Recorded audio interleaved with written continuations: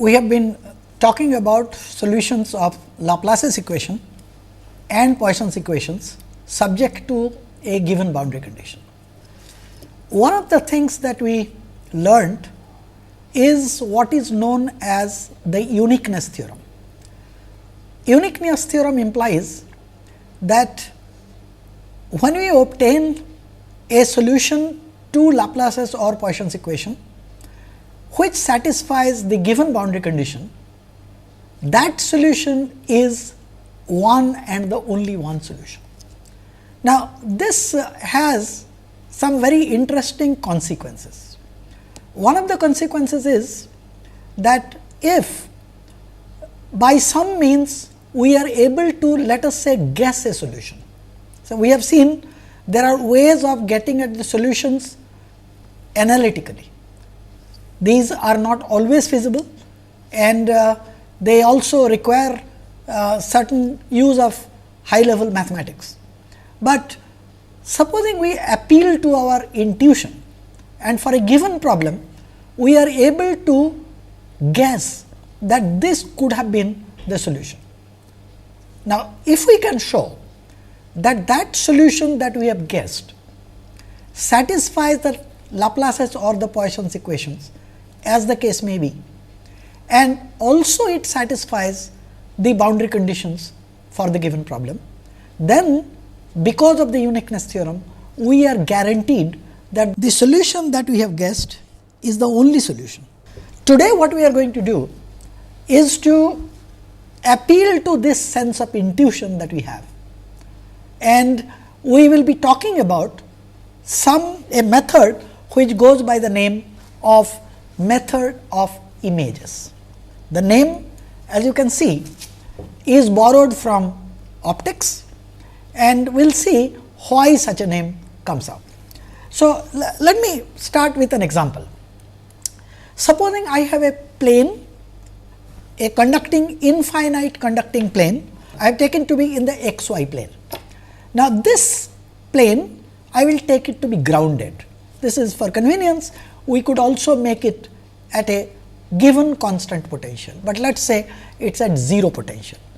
Now, what we have is, we have a charge q located at a distance d above this conducting plane. So, that is for convenience I will take this direction as the direction of my z axis.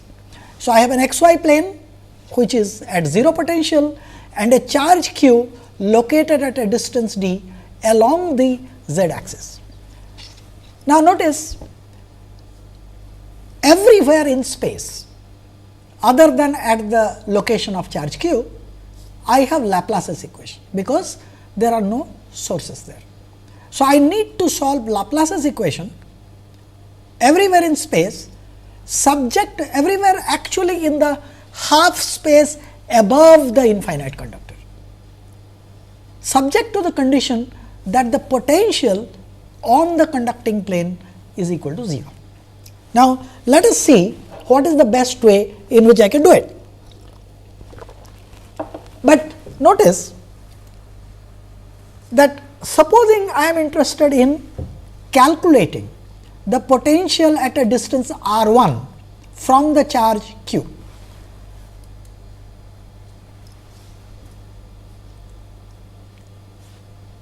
I imagine that there is a charge which I will name as the image charge, which is located at a distance d prime, but below the conductor. Now, please try to understand what is meant by below the conductor in this context.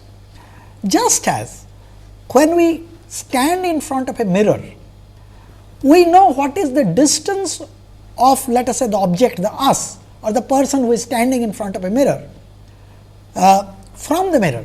Now, that is a real distance, from the mirror a real distance. Now, image of this person is also visible to us, and if it is a plane mirror, we know that the image is located at a distance which is equal to the object distance, but behind the mirror. Now, behind the mirror also implies that the whole process is a fictitious. The idea of a of the image is fictitious because you can't actually put a screen and catch that image there. So, in that sense, what I am talking about is a fictitious charge q prime, which is located at a distance d prime below the mirror, that is along the z axis. And let us look at that as a result of the real charge q, which is shown here by a red dot, and the image charge q prime, which is shown by the green dot, what is the potential at the point r 1 from the point q. And let us also assume that the distance happens to be r 2 from the point q prime, that is from the image charge. Now, it is easy to write down the potential equation. We of course, see that the potential at the point P due to the charge q is q by 4 pi epsilon 0 r 1. Notice that the plane is the xy plane. So, therefore, the point P's coordinates can be written as x y, and so the distance is what I am looking at. So, it is x square plus y square and plus z minus d whole square. So, this is the distance from the charge q to the point P. Now, I can write down the expression for the potential phi 2 due to the image charge q prime, from which the point P is located at a distance r 2, and that is then given by 1 over 4 pi epsilon 0 q prime divided by square root of x square plus y square plus z plus d prime whole square. So, this is the two potentials I have got. Now, my total potential at the point P is thus given by phi 1 plus phi 2. Now, suppose I now put in the condition. Now, this is a general expression for the point, the potential at an arbitrary point P, which is x y z. And so, now suppose I now impose the condition, the potential at on the plane must be equal to 0. Then my requirement is, just to go back, remember the plane is at z equal to 0. So, the potential, which is phi 1 plus phi 2, I must just add them up and put z is equal to 0 in those, and that gives me q square into x square plus y square plus d prime square is equal to q prime square into x square plus y square plus d square. Now, notice that this equation I need to solve, but one thing I observe, that in order that phi 1 plus phi 2 should be equal to 0, then it is required that the potential phi 1 and the potential phi 2 must be of opposite sign. In other words, q and q prime must have opposite sign. So, as a result, though I have written here as q square, the two denominators I have equated, and so therefore, you notice that this gives me q minus q prime whole square into x square plus y square plus q square d prime square minus q prime square d square is equal to 0. Of course, I know q prime must have a sign which is opposite to that of q. Okay. Now, this equation should be satisfied at all points x y on the plane. So, therefore, if you refer to this equation again, you notice q square must be equal to q prime square, because this is I require at all points x square plus y square, at all points x and y, this equation must be satisfied. So, therefore, these two terms must be separately be equal to 0. Now, which implies q square must be equal to q prime square, but we have already observed that q and q prime must be of opposite sign.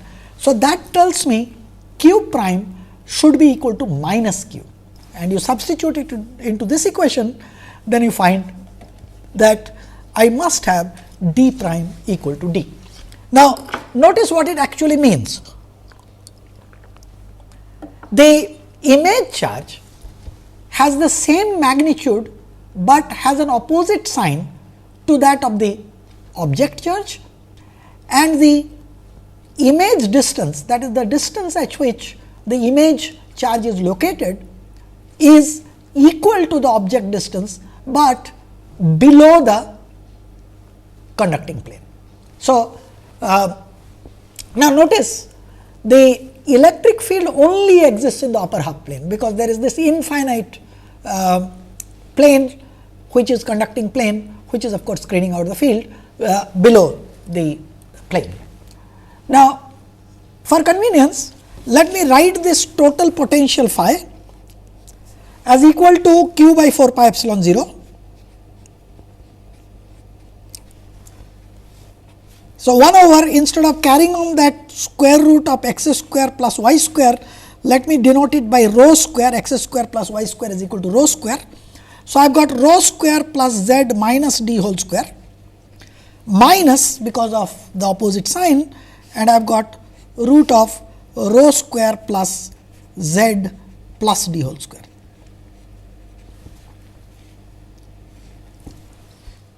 Now, if this is the potential, then I know how to calculate the electric field. The electric field, as we all know, is minus the gradient of the potential phi, and you must have observed that this is basically a cylindrical geometry. I have the xy plane, which is my polar plane, the usual r theta plane, which rho theta plane in this case, and of course, this z is the cylindrical z direction. So, that my gradient is basically given by rho cap d by d rho plus well, there is a minus sign in front, plus minus k d by dz. So, this of phi. So, therefore, if I look at the electric field, I have a component in the plane or component parallel to the plane and a component perpendicular to the plane, and these differentiations are extremely easy to work out. So, this is equal to q over 4 pi epsilon 0. So, notice that I have a rho, the minus sign will go because I am differentiating 1 over square root, and so therefore, this gives me rho square plus z minus d whole square to the power 3 by 2. The half of the differentiation will go with the 2 that I will get from rho square differentiation. So, therefore, I get a rho there, and minus rho this from the second term, and I get from here the same type of thing, namely rho square plus z plus d whole square to the power 3 by 2. Now, that is the rho component, and then of course, I have a k component. So, the k component will be differentiation with respect to z, and which is again very similar. So, I have once again rho square plus z minus d whole square to the power 3 by 2, and this term gives me z minus d, and the other term gives me z plus d. It is fairly straightforward differentiation.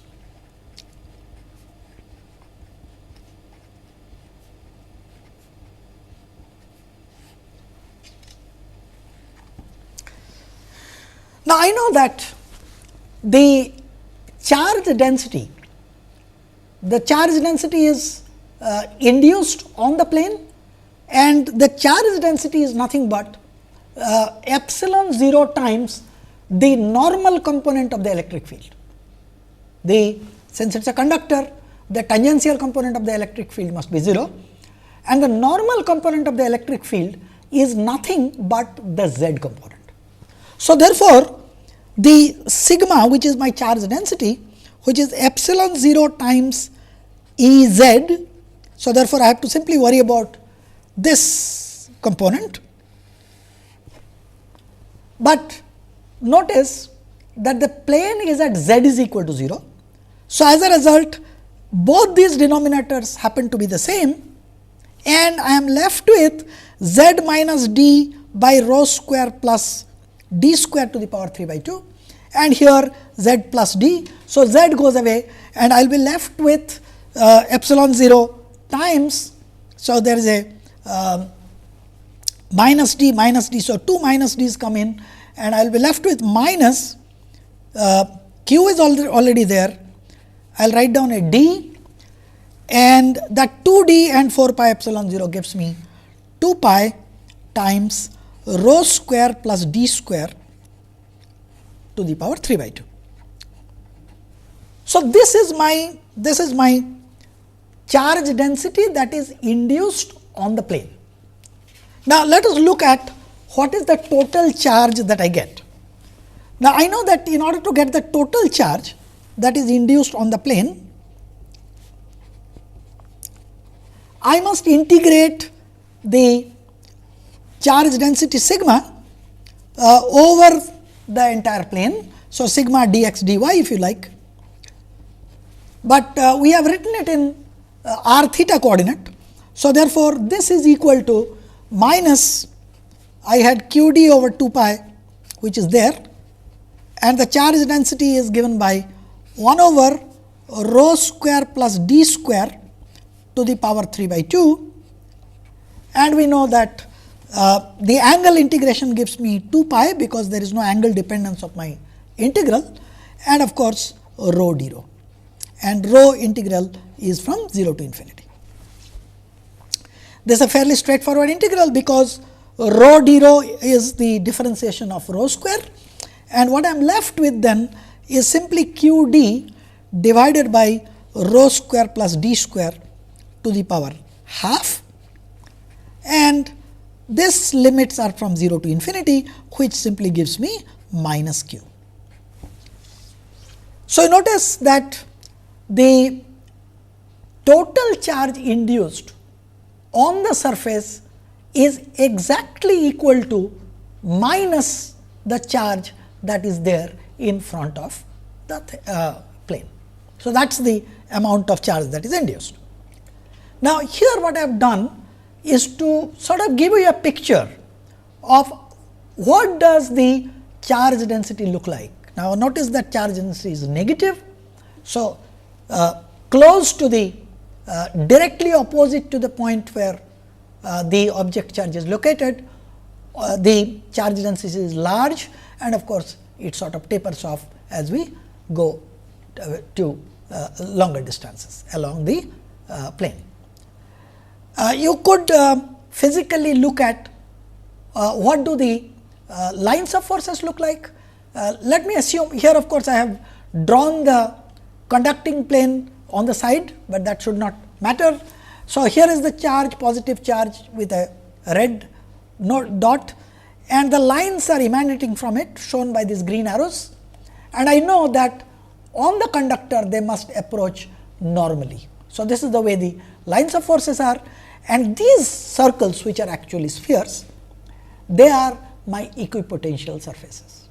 So, this is the way the geometry looks like.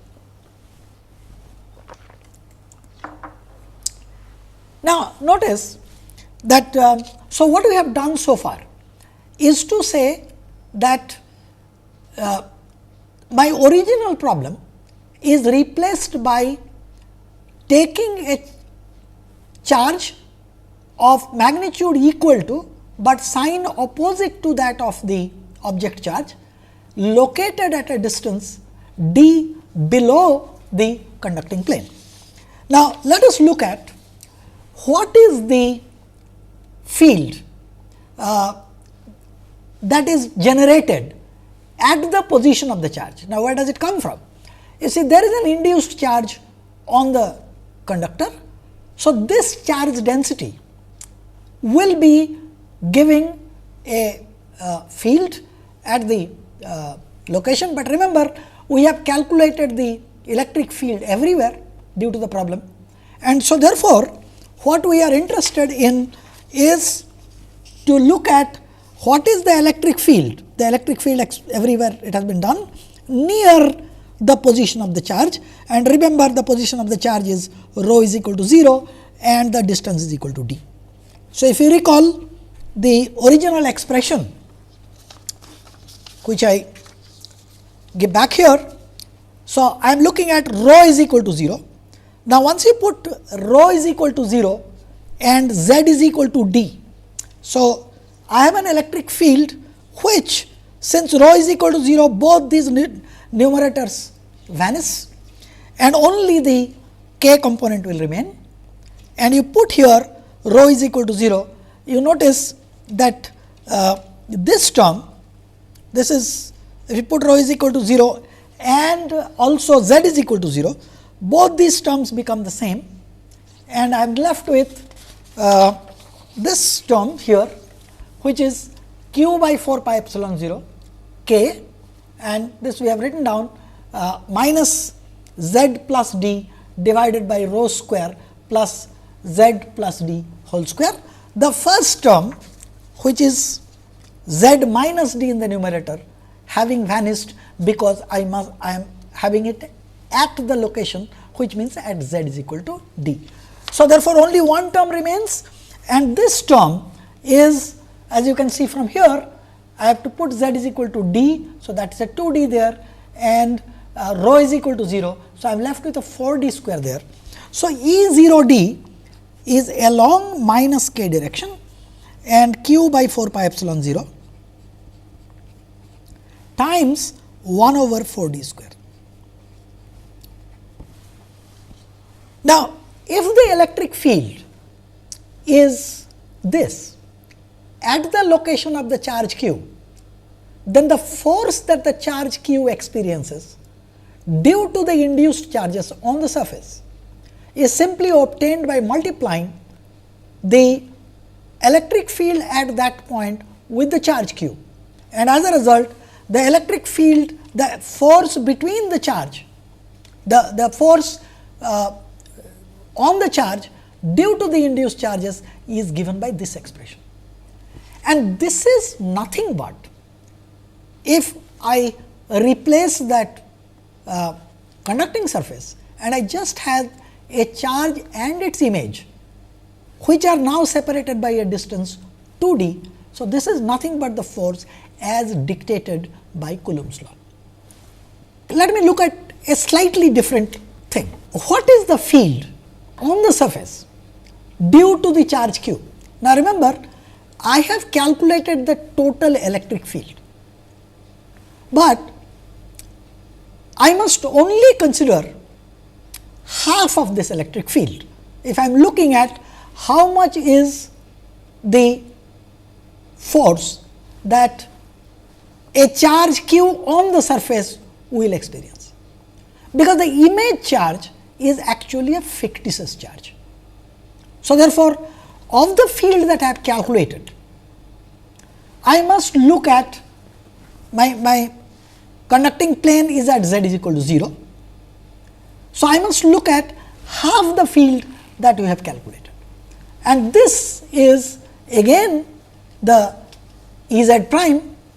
If you look back the expressions that we had, once again this is the expression that survives, and I must put here z is equal to 0, but remember rho can be anything now, and as a result the expression that I get is q by 8 pi epsilon 0 minus 2 d by rho square plus d square to the power 3 by 2. So, I have got the electric field on the surface, and I know that the surface has a charge density sigma. So, therefore, force exerted on the surface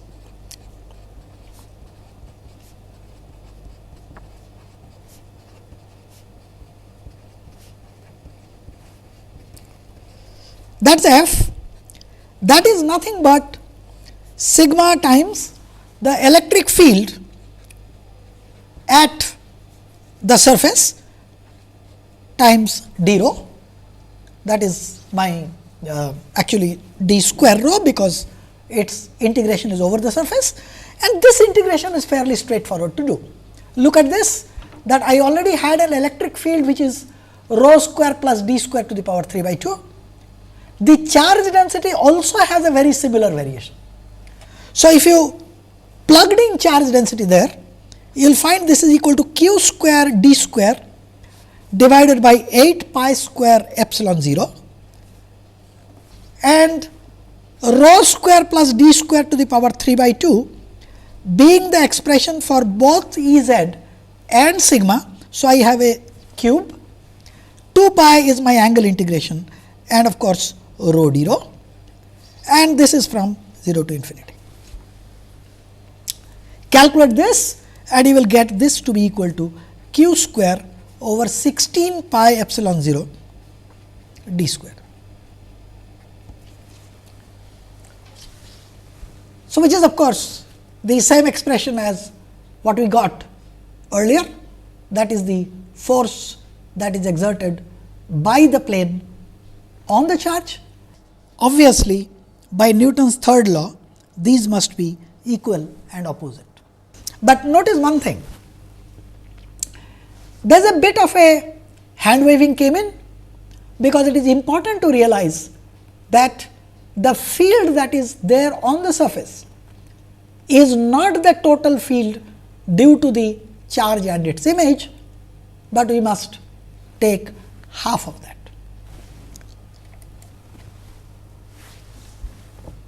Now, I can look at the electrostatic energy of the problem.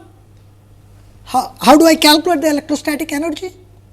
I simply try to bring in, supposing initially I just had that plane, and then a charge q is to be brought from infinity to the point where it is to be located, which is at a distance d from the conducting plane. I know that electric forces are conservative, and as a result I can bring it, the charge from infinity any way I like, and it is very convenient because I know the force to bring it from infinity along the z axis, because just a little while back I have calculated what is the force that is exerted on the charge when it is at a distance d, and I can use the same expression and say that when it is at a distance z, what is the force that is exerted. And that force, as we have seen, when it was a distance d, it was q square by 16 pi epsilon 0 d square. So, when it is at a distance z, it is obviously q square by 16 pi epsilon 0 z square, and the force is along the minus k direction. So, since the force is minus q square by 16 pi epsilon 0 z square along the negative z direction, the total energy, the E is not to be confused with the electric field, but the total energy is simply this quantity integrated from infinity to d, and that is equal to minus q square by 16 pi epsilon 0 d. So, that is my total energy of the problem. Now, this method of images can also be applied for many other problems. Let me give you an example of when I have got two conducting surfaces making a right angle with each other. So, look at this situation. I have one conducting plane, semi-infinite conducting plane at y is equal to 0, and another semi-infinite conducting plane at x equal to 0, and I have got a charge here which is located. In other words, this is in x z plane, this is in y z plane. Z axis is out of the screen, and I have a charge plus q which is located here. Now, let us look at what would be the image problem corresponding to this. As I know that if I had two plane mirrors at right angle to each other, I will first of course have an image of this at a distance along this mirror at a distance this, which is minus q, and another image on the other screen which is at a distance, again if this is at a distance b, it is at minus b, which is also minus q. But these images, for example, this image which is due to this will have its image here, and similarly this will have an image here, and the whole process will be completed if I have a plus q here, minus q there, plus q there, and a minus q there. Now, this of course, I did by hand waving. So, what you do is to write down and as an exercise the potential due to these charge distribution, and show that by simple symmetry, if you want the total potential on the two plane surfaces to be equal to 0, then these must be the image charges, that is plus 1 plus q at a diagonally opposite corner, and a minus q there, and a minus q on the other side. Okay. Now, let us look at, I will not repeat the potential expression, they all work out fairly straightforward, but let us look at what is the force that is exerted on this charge due to the charges that are induced on these two planes. The charges that are induced on these two planes, we have seen equivalently we can consider the force between this charge and the image charges. Now, notice that this image is between a charge plus q and a minus q located at a distance 2a along the x axis. So, therefore, this gives me a force along the positive x axis. This of course, does not give me any force along the x axis, because it is along the y axis. So, this force is minus q by 4 pi epsilon 0 minus 1 over 4 a square, minus because it is along the minus x axis. Now, let us look at these 2 points. These are similar charges. The distance between them is 2 times square root of a square plus b square, and since this is along the diagonal, what I need is to take the x component of it, which is a divided by the square root again. So, as a result, my net force is q square by 4 pi epsilon 0 1 over minus 1 over 4 pi 4 a square plus, because this is between two positive charges, a by square root of a square plus b square to the power 3 by 2, and f y similarly is obtained by replacing a with a b by symmetry. So, these are the forces that are exerted. Let me take a little more complicated problem, and this problem is the problem of, again I have the same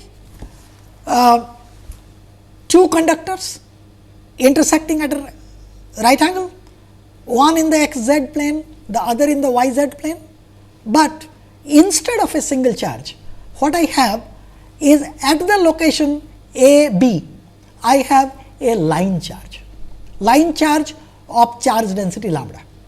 Now, clearly, now remember that this line charge is parallel to z axis. It is an infinite line charge.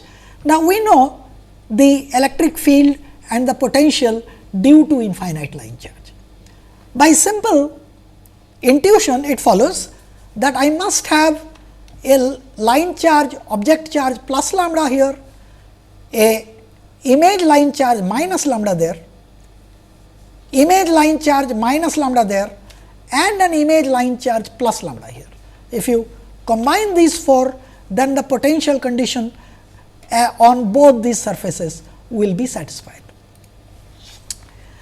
We all know how to write down the potential at an arbitrary point x y due to a line charge, and that was the lambda by 4 epsilon 0 logarithm of a constant which I have written as c square there, divided by x minus a square plus y minus b square. Now, this is the potential, this term is the potential due to your original real line charge. I have now, let us look at the pictures again. I have a line charge here at a distance a, that is along the x axis at a location minus a, at a location minus b along the y axis, and this at minus a minus b. So, look at that. So, I have got at a b, that is my original line charge, at minus a minus b, which is of the same sign as this, because that is the one along the diagonal corner, then minus because the line charge has changed from lambda to minus lambda, and this is at a minus b, and this is at this is at a minus b, this is at minus a plus b. Now, you can check that this expression, if you take the tangential component of the electric field, remember that the two conductors are in the xz plane and the yz plane.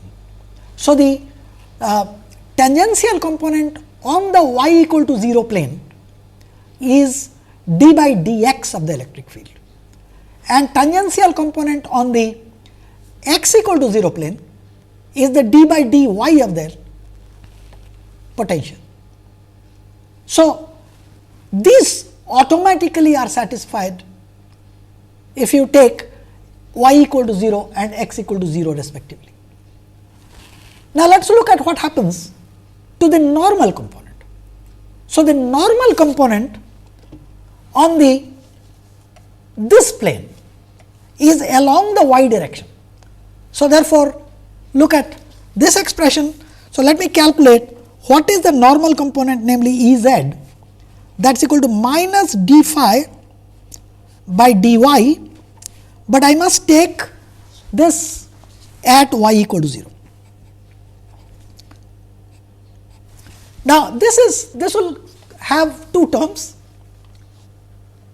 So, I need d phi by dy and at y equal to 0, and all these logarithms I know log a by log b, log of a by b is log a minus log b. So, open these up, and logarithm of x has a differentiation 1 over x. So, straightforward differentiation, substitute y is equal to 0, and you find that this is given by 4 lambda a b x by pi epsilon 0 x minus a whole square plus b square into x plus a whole square plus b square, and this quantity is the expression for charge density on the y equal to 0 plane. You do not actually have to work out the electric normal component of the electric field on the x equal to 0 plane. The symmetry is obvious. You simply put a going to b, and then you get the result. So, therefore, I got this, and this is the result for the expression, and of course, x going to y. So, I get these two. What I have done here is to plot the charge density for different location of the original image, the original line charge. These are only x y coordinates. And so, notice this, that for example, this graph is the charge density that I have got, and this is only along the this distance is along x. Remember that one of the planes is at y is equal to 0, x is equal to 0. So, obviously, I am looking at the other plane. Now, so if I have the x distance equal to 2 and y distance equal to 1, this is just arbitrary location, x distance equal to 2 and y distance equal to 1, how much is the charge density that is generated on that plane? So, let us suppose it is given by this expression. You can plot it using any standard plotting. Now, let us reduce the x distance. So, notice as x distance is reduced, the charge density spreads out much more.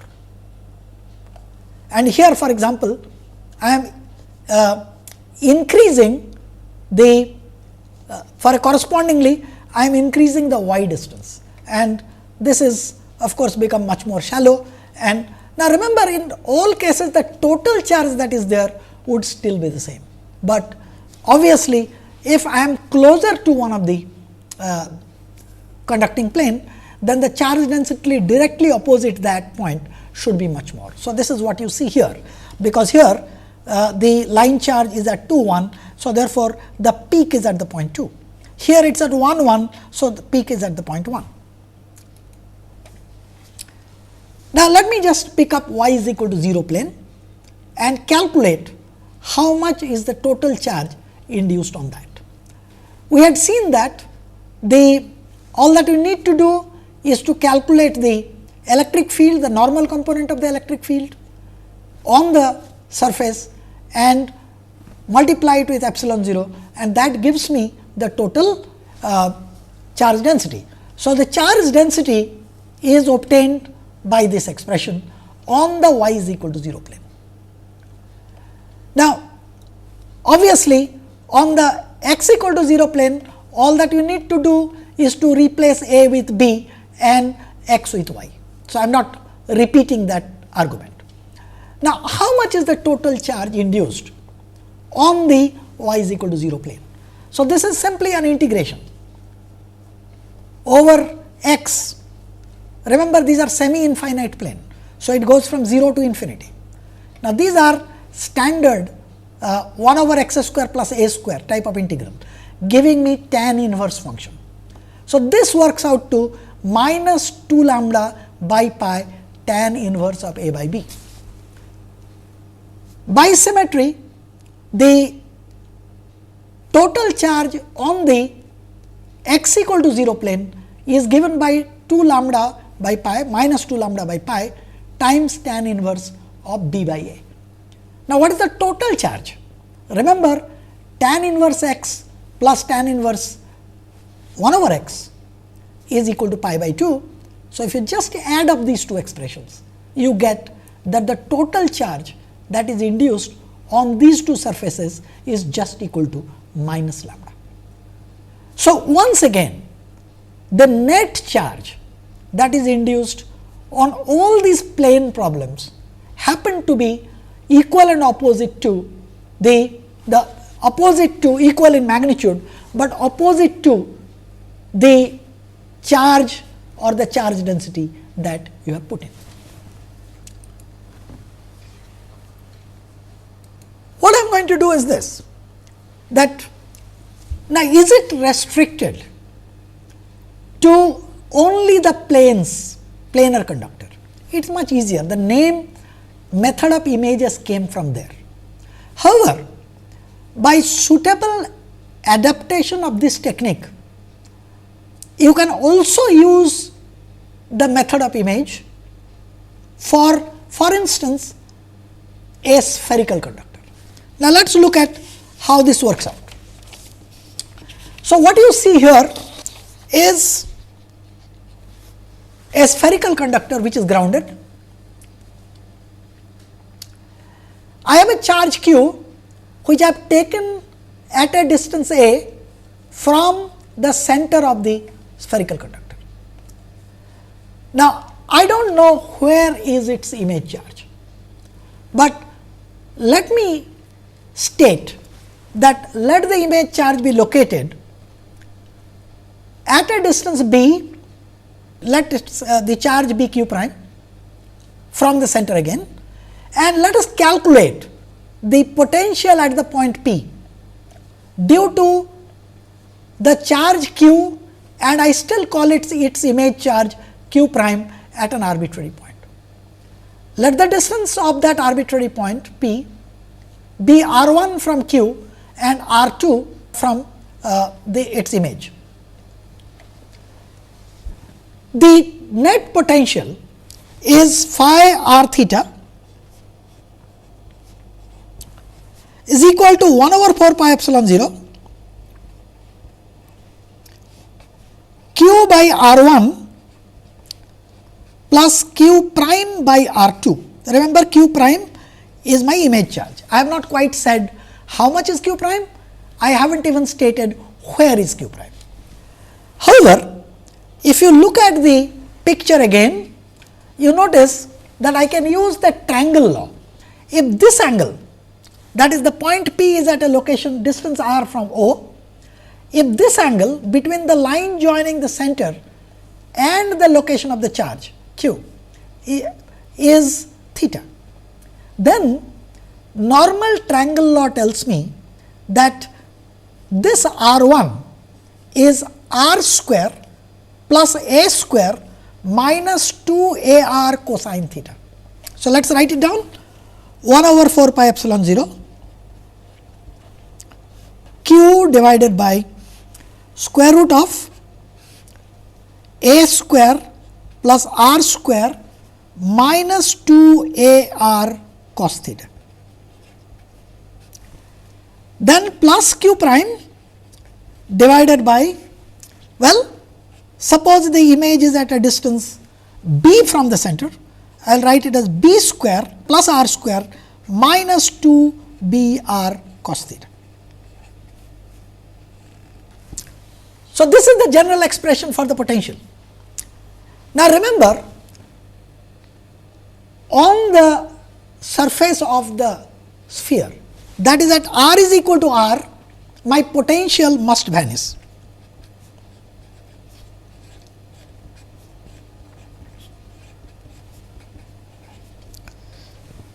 So, first thing that you observe is these two must have opposite sign, otherwise I can't make them vanish. So, q prime must have a sign opposite to that of q, but let us calculate its magnitude.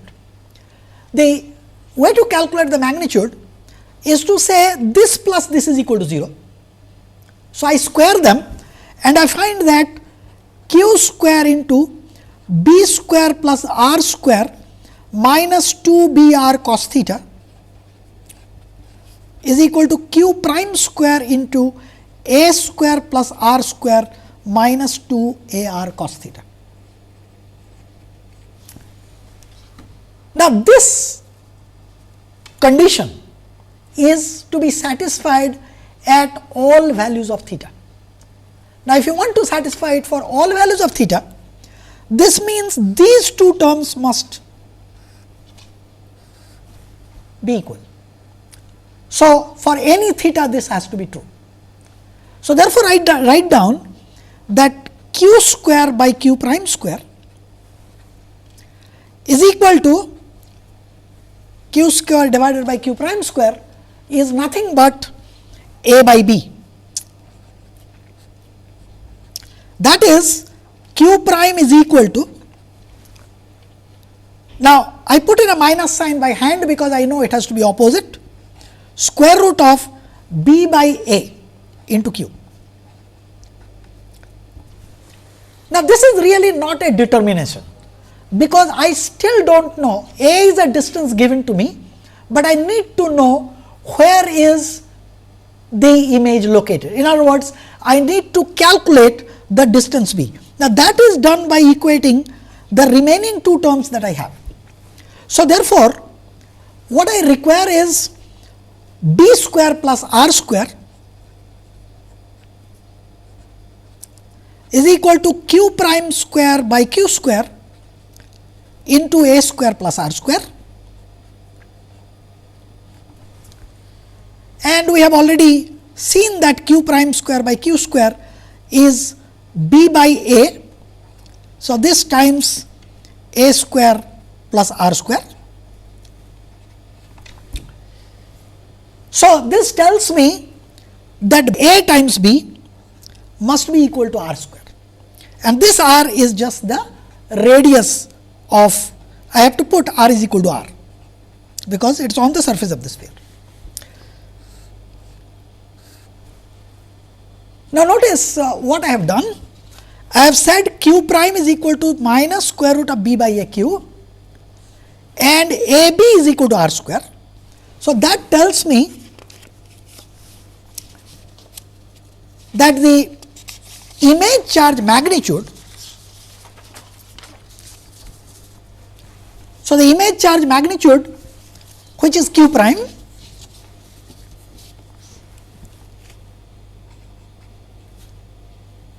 which is equal to minus square root of b by a into q,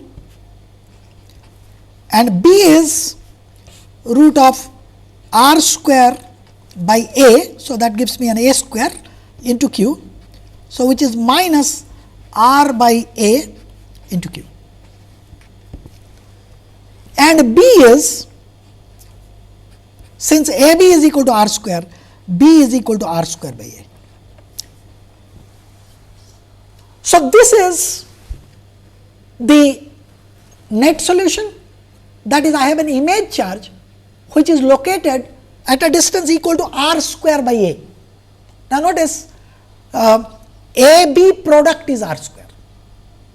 So, therefore, if the object charge is outside the sphere, the image must be inside the sphere at a distance b equal to r square by a, and the image charge magnitude is simply r by a into q. Now, I can continue with this exactly the way we did, that is, write down an expression. Now that I know exactly what is the image charge location as well as the magnitude, I can write down an expression for the potential and then calculate the charge density on the surface of the sphere by calculating how much is the normal component of the electric field. We will take up this problem and solve the complete sphere problem as well as some other application of the image problems next time.